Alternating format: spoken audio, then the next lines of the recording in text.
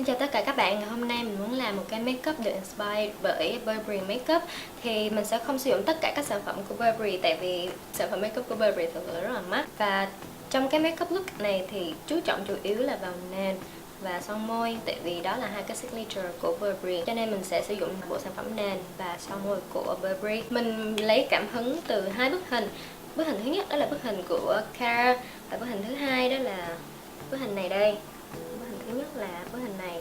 Burberry thì rất nổi tiếng là lớp nền rất là trong, rất là mỏng và lúc nào cũng rất là glowy. Chỉ có một vài campaign thì mẫu của Burberry nhìn ra sẽ kiểu như là matte. Lúc nào thì brows cũng rất là đậm và được chảy hất lên như vậy nè, kiểu rất là care luôn. Cái nền mắt á thì lúc nào cũng rất là tự nhiên, kiểu như lúc mà cái mí mắt trên thì hầu như là nhìn cứ như là không có gì cả, mà thực sự là có, tại vì nhìn nó rất là bóng bẩy, nhưng nó có light reflect là nó phản xạ ánh sáng rất là tốt.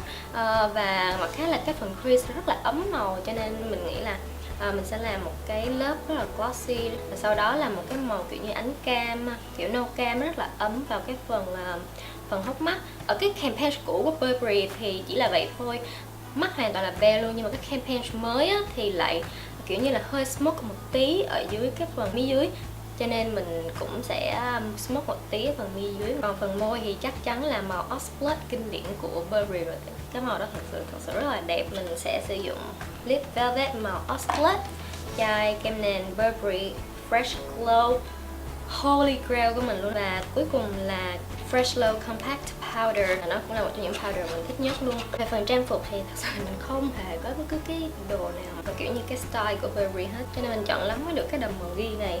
Đó là cái duy nhất mà mình có, kiểu như là gần nhất với lại cái style của Burberry. Và còn về tóc thì mẫu của Burberry thường sẽ có kiểu như tóc rất là slick, straight, thẳng ra hết hoàn toàn luôn.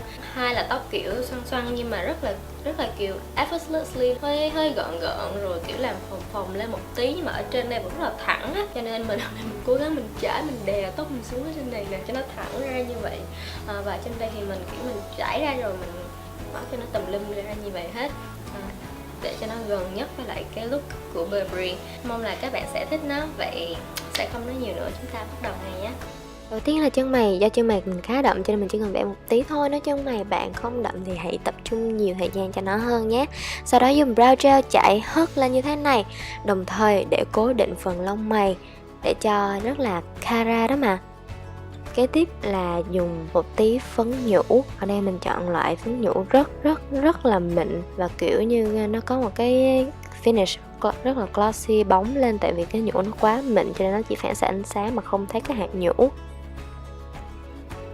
Kế tiếp là dùng phấn màu ấm, như là màu một tí xíu nâu thôi nhưng mà còn lại là cam hết, và cho nó vào phần hốc mắt và phần đuôi mắt. Sau đó tán đều bằng cọ nhỏ, cọ blending taper như thế này, để chỉ tập trung vào phần hốc mắt và phần đuôi mắt một tí mà thôi. Sau đó dùng ngón tay ép màu vào cho màu blender với nhau ra. Mình quay trở lại với cái phần màu nhũ một tí và chỉ ấn vào cái phần ở giữa mắt, giữa mi mắt, để cho nó bắt sáng nhiều hơn nữa ở cái phần đó. Kế tiếp mình chọn một màu nâu đất có tông hơi tím một tí, và sau đó mình sẽ smoke khói nó ra ở cái viền mi dưới.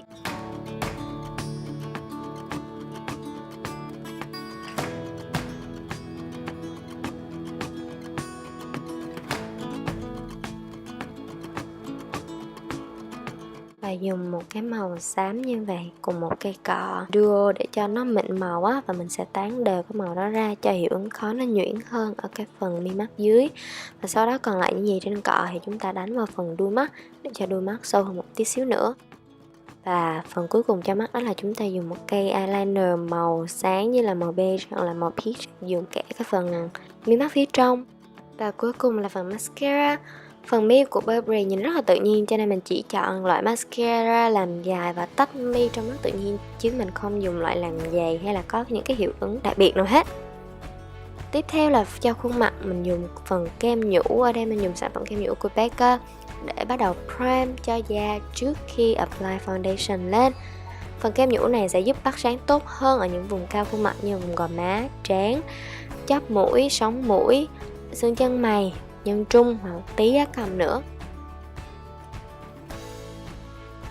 Sau đó mình dùng kem nền foundation của Burberry. Đương nhiên rồi, đó là kem nền Fresh Glow Foundation. Mọi người đều biết đây là kem nền yêu thích của mình bởi vì nó cho hiệu ứng cực kỳ tự nhiên trên da, làm da có một cái độ glow bóng khỏe và rất là trong suốt, không phải trong suốt nhưng mà là trong veo. Làn da rất là trong trẻo đẹp, không có bị dày lên, nhìn rất là tự nhiên. Tại vì da mình không nhiều khuyết điểm cho nên mình không thích những cái loại kem nền quá dày hay gì hết. Mình chỉ thích những loại kem nền trong trẻo như thế này mà thôi. Cho nên Fresh Glow của Burberry là tuyệt vời luôn. Hơn nữa là khi mà kem nền trên da thì cảm giác rất là dễ chịu, chứ không có bị bí da, không bị nặng mặt hay gì cả. Nếu mà các bạn cần thêm một tí che khuyết điểm thì cứ dùng che khuyết điểm đi nhé. Mình sẽ chỉ dùng che khuyết điểm cho phần quầng thâm mắt, hai bên cánh mũi nơi mà mình có bị đỏ, và một tí ở sống mũi để làm sáng khuôn mặt thôi. Sau đó tiếp tục dùng Beauty Blender để tán phần che khuyết điểm ra. Mình hay đánh cái phần, mấy bạn có thể thấy là nó như là một vùng tam giác ở đó vậy đó. Một vùng tam giác ở đó vậy đó, để tập trung vào cái phần sáng của khuôn mặt. Như vậy khi chúng ta đánh khối thì những cái vùng đó sẽ tương phản lẫn nhau và có độ nổi hơn. Thế là chúng ta đã đánh xong phần kem nền. Tiếp theo chúng ta sẽ set tất cả với phần phấn.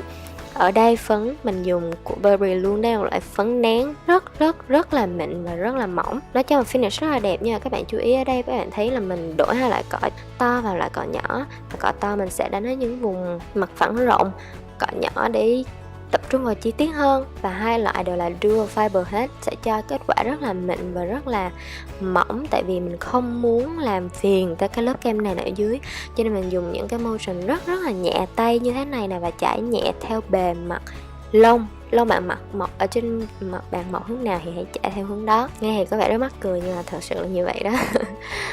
Sau đó thì mình sẽ đánh khối mũi là một tí, tại vì những cái che khuyết điểm á, những cái kem che khuyết điểm nó đã làm flat, làm phẳng cái bề mặt khuôn mặt của mình ra, không còn nổi theo cái hướng 3D nữa.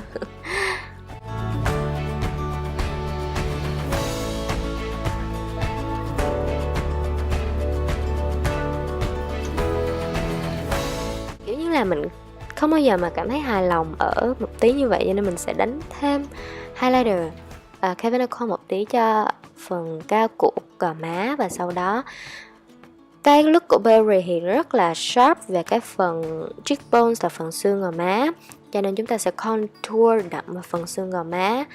Đầu tiên là dùng cọ to như vậy, sau đó chúng ta chuyển qua cọ nhỏ như thế này để cho nó chính xác hơn và nhìn nó góc cạnh hơn. Và chúng ta sẽ bỏ qua bronzer luôn, chúng ta sẽ chỉ dùng contour powder thôi cho phần gò má rất là sắc sảo. Sau đó chúng ta sử dụng một tí thôi, một tí xíu má hồng để cho khuôn mặt tươi tắn hơn một tí ở vùng cao của gò má, như thế là đủ rồi. Và cuối cùng chúng ta hãy dùng màu Ox Blood, đó là một màu đỏ bầm rất là đẹp. Đây là son matte sẽ cho kết quả là lì nhưng mà có rất là nhiều dưỡng bên trong, cho nên rất là mềm và cho bề mặt môi rất là căng mọng, chứ không có bị khô lì, sau đó nhìn môi nứt nẻ hay gì hết. Các bạn có thể thấy ở đây là môi mình vẫn rất là mọng và rất là đẹp như thế này, cảm giác trên môi rất là dễ chịu luôn. Bây giờ là mình đang chuẩn bị nhìn hơi fail một tí.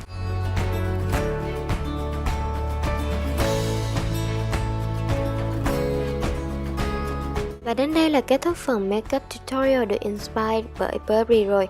Mình hy vọng là các bạn thích video này. Nếu thích hãy like và subscribe cho mình nhé. Hẹn gặp lại các bạn trong video kế tiếp. Bye!